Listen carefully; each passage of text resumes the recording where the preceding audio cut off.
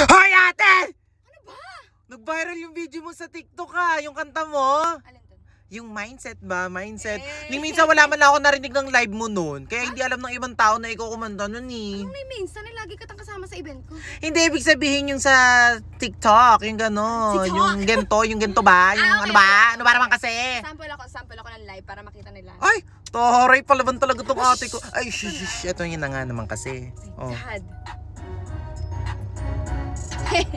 Hey boy, kala mo siguro madadali mo pa ako sa pambabola mo. Yeah, ano kung sino-sino niloko mo. Feeling fuck boy, kala mo nung una matino. Tap na, huli na kita. Wag ka na magkaila.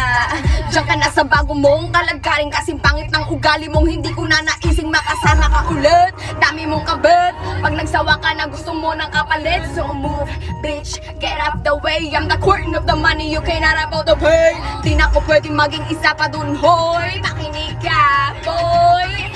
Di mo maloloko pa ulit. Kaya pwede ba wag ka masyadong makulit. Let mindset, mindset, mindset, mindset. What? Mindset, mindset, mindset, mindset. Sabi ko sa'yo, mindset, mindset, mindset, mindset. What? Mindset, mindset, mindset, mindset. Sabi ko sa'yo, Tora!